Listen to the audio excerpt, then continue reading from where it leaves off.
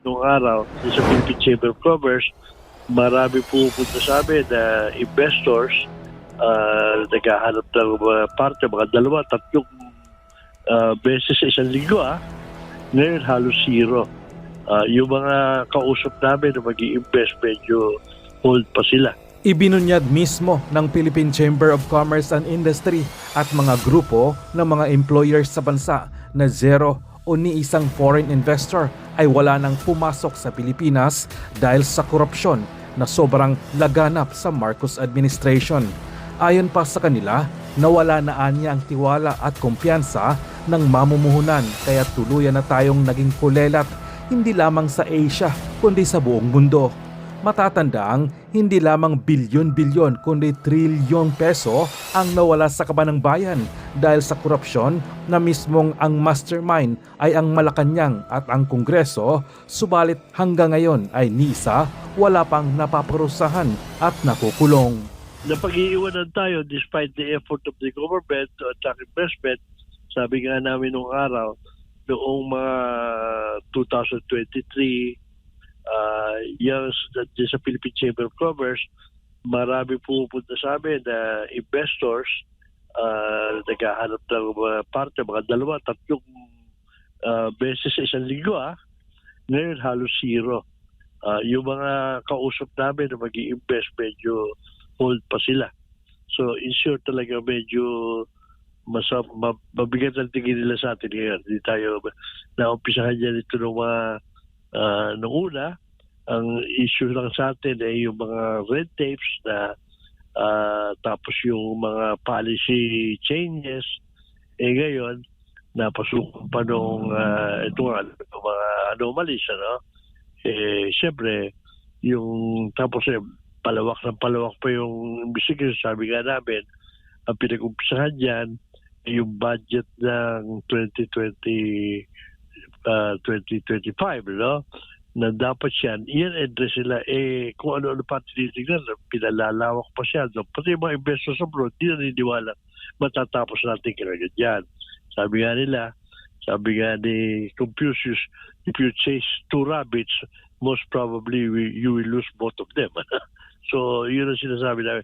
Mag-focus lang sila dito sa mga anomalies at para yung kumpiyansa ng mga investors Bumalik. bumalik. Ngayon ng Pasko pero iba yata ang update na hatid sa atin ng PSA. Joblessness rate, sir, ano pong tingin nyo dyan? Well, actually, year to year, tumaas naman yung employment. Kaya lang, masyadong maraming taon to makapasok sa job market, mga 800,000 to 1 million. It just showed that in the month of October, maraming hindi na-address. At spread yung kung titignan mo yung mga regions, yung Calabarzon for instance, parang dyan nag-down yung employment. Pero sa Soksa dyan, tumas pa. So ibig sabihin, apektado to nung mga issues na yung international issues like yung Calabarzon kasi nandiyan yung PESA. Ibig sabihin, yung mga kumpanyang mga nandyan, hindi nagdadagdag ng trabaho or hindi nag-expand kasi ang mga investors kulang. Medyo bumaba ang investment. Alam naman natin yun. Tayo kulelat sa investment ngayon. Kulelat din tayo sa tourism. So, hindi na-address yung mga pumapasok sa job market. Hindi kagaya sa Soksogen, tumaas talaga yung employment. At sa Davao, nakakagulat, pati yung underemployment bumagsak. So, hindi, mga areas na apektado na medyo tumataas, siyempre, kasama na rin yung weather, yung maraming bagyo, yung mga naapektuhan sa agricultural sector, meron mga apektuhan doon sa ibang sector like mining, yan bagsak ang mga employment dyan. But hopefully, kung pumapasok na talaga yung Christmas season, pagpasok na November, pagpasok na yung mga retail na medyo humina, mag-i-employ na naman ang mga temporary, yung seasonal workers, yung mga malls, for instance, dahil sa Christmas season. Baka magbago ng konti yan. Opo, sabi po ni National Statistician Dr. Claire Dennis Mapa, marami po ang naghahanap ng trabaho pero wala pong mahanap na oportunidad sa Pilipinas. Bate po sa datos ng PSA, Sir Serge, nasa 51.16 million na po ang labor force ngayon. Mula po yan sa 50.12 million last year. So nadagdag mahigit 1 milyon na mga job seeker. At ang natagpuan lang po nila na trabaho, Sir Serge, mahigit sa 463,000 lamang. Bilanggit po ninyo ang salik ng Kulelat sa investment. Does it have a connection, sir, sa mga polisiya ng kasalukuyang gobyerno? Napag-iiwanan tayo despite the effort of the government to attract investment. Sabi nga namin nung araw, noong mga 2023, yung sa Philippine Chamber of Commerce, marami pupunta sa amin na investors, naghahanap ng mga parte, mga 2-3 beses sa isang linggo. Ngayon halos zero. Yung mga kausap namin na mag-i-invest, medyo hold pa sila. So in short talaga medyo mabigat ang tingin nila sa atin ngayon. Hindi tayo naumpisahan yan ito nung una. Ang issue lang sa atin ay yung mga red tapes na tapos yung mga policy changes. Ngayon, napasukan pa nung mga anomalies, siyempre, yung tapos palawak pa yung investigation. Sabi nga namin, ang pinag-umpisahan dyan, yung budget ng 2025, na dapat yan address sila, kung ano pa tinitignan, pinalalawak pa siya. Pati yung mga investors abroad, di naniniwala matatapos natin kinagat yan. Sabi nga ni Confucius, if you chase 2 rabbits, most probably you will lose both of them. So, yun ang sinasabi namin. Mag-focus lang sila dito sa mga anomalies at para yung kumpiyansa ng mga investors bumalik. Opo, lalo pa may mga ambassador na ngayon, Sir Serge, na nagpapahiwatig nga na yung kanilang mga investment na sana ipapasok sa Pilipinas atrasado dahil po sa mga nangyaring korupsyon. How about, sir, yung Chinese investments on infra at iba pang mga Chinese big companies? Ito yung mga investor na hinahabol sa ibang bansa pero sa atin, Sir Serge, napagbibintangan po mga espiya at kalaban ng gobyerno. Noong 2023, most of the ones who come here are Chinese investors, na hat sila maglagay rito. Yun halos nawala. As a matter of fact, meron pa mga investment ng mga Chinese dito na umaalis at medyo hindi sila despite, kasi iba yung sinasabi ng gobyerno, iba naman yung ginagawa natin. Yung mga estudyante lang, in-attract yan from naubos lahat yan, tinawag nating spy lahat, tapos yung mga Chinese investors, may mga problema, pag nagka-problema pala Chinese, may mawala ng bisikleta pagka Chinese involved, pagkatapos sa media, pagka hindi Chinese, wala problema. So yun ang talagang sayang. Yung mga ini-investa ng Chinese dito sa ASEAN, yun ang mga talagang lumilipad. Tayo na iiwanan. Opo, sir, balik po tayo sa Pilipinas. Kasi yung mga kababayan natin sa mga probinsya, pag naghahanap po sila ng trabaho, talagang Metro Manila ang kanilang tumbok, Sir Serge. Yung po bang mindset na ganon ay epektibo pa rin ngayon o may marami ng mga syudad o rehiyon sa Pilipinas ang mas viable na makakuha doon ng trabaho ang ating mga kababayan? Alam mo, isang issue na pinag-uusapan ngayon, yung sweldo, Meron pinopropose sila niyan na ang dapat na sweldo pare-pareho sa minimum wage all over the country. Yan, hindi lang nakikita yan. One of the reasons why bago-bago na yan, because to be able to attract investment sa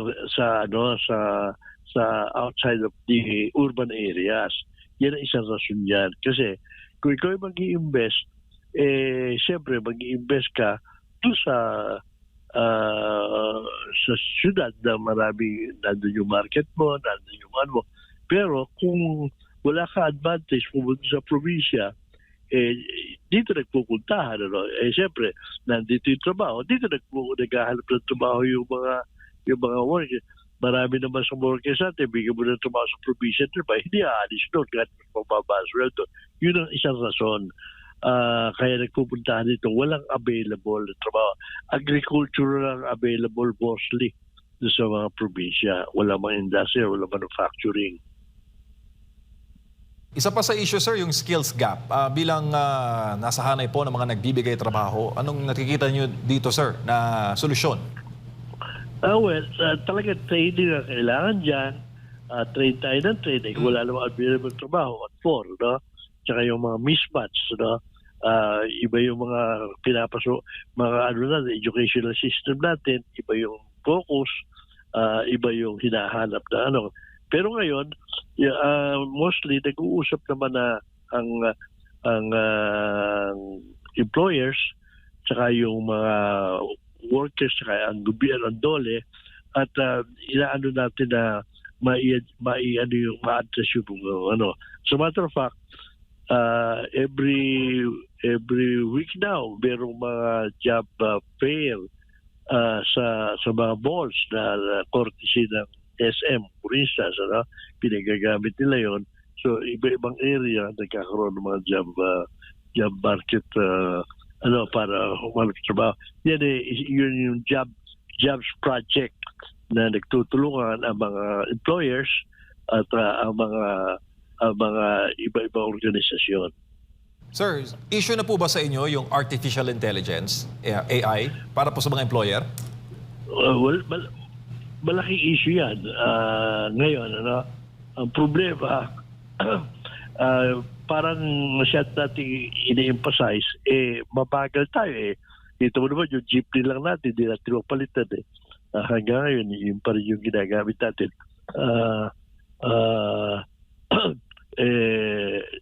Sige, yung isang issue, maraming maapektuhan, kailangan paghandaan, at kailangan makakaroon ng mga jobs.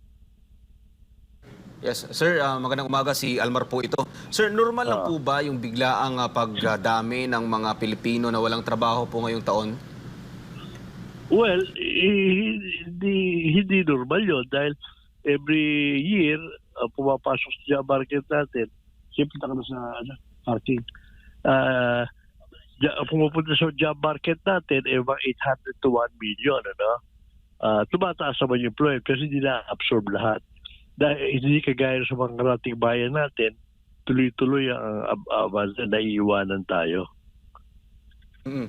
Sa taas po ng inflation na nararanasan ngayon dito sa ating bansa, may mga kumpanya na tumataas yung kanilang mga operating cost at napipilitan silang magtanggal na magbawas ng kanilang mga workers. Sa tingin po ninyo, sir, paano po ito masusolusyonan para po at least mapanatili po ng mga kumpanya yung kanilang mga empleyado po, sir? Well, talaga tuloy-tuloy dapat ang training, tuloy-tuloy yung natin, at kailangan talaga magkaroon tayo ng mga magagandang relasyon sa mga ginagawa naman ngayon para yung mga humahanap ng trabaho saka yung mga nagbibigay ng trabaho may matching. Yeah, nakaapekto din po ba, sir, yung pagdami ng mga Pilipinong walang trabaho doon sa performance ng gobyerno? Kasi kung makikita natin, nasa mahigit 3 taon na yung kasalukuyang administrasyon, ay tila parang walang mga major projects pagdating dito sa infrastructure po, sir. Well, isa sa mga naapektuhan doon sa nawala ng mga trabaho dahil nung nag-umpisa itong sa infrastructure investigation, maraming ghost employees na maraming empleyado na mga project na mga cost na sumusweldo, nawala ng trabaho. Isa yun sa nakadagdag. Kaya nakita mo dito sa October, one of those affected are infrastructure. despite the fact na ang dami-dami dapat tumatakbong projects. Opo, sir, para po, si MJ po ulit ito, sir, para po sa mga walang trabaho ngayon, no, at mga job seekers, especially yung mga galing probinsya, ano po mga sektor, sir, ang maipapayo po ninyo na malaki po ang chance nila na makahanap ng trabaho? May it be manufacturing, BPO, construction, ano po ba, sir? Yung sa construction, kung magtutuloy-tuloy na yung mga project na yan, maganda yan. Sa manufacturing, maipapayo rin natin yan. Ang problema, kung walang investors, we are taking a chance also dahil ang importante riyan, investment produce jobs. Yun ang importante. At the end of the day, investment na hinahabol natin. Opo, uli na lang, sir, aside po sa mga investment at mga salik po na inyo pong nabanggit na magagandang puntos, ano pa kaya, sir, ang maaring immediate na response dito ng pamahalaan para po madagdagan ang bilang ng mga Pilipinong magkaroon po ng trabaho aside po sa pangingibang bansa, Sir Serge? Well, number one, yung education natin, kailangan natin yung mga curricula, alin yung mga focus nating pag-aaralan. Ang training natin, dapat tuloy-tuloy, yung mga training, yung mga nagbibigay ng pondo like TESDA, yung mga ganyan, dapat siya tuloy-tuloy ang mga training at mainggan mabigyan ng incentive yung mga kumpanya na magbigay aside from what they're doing na mag-train din ng mga tao.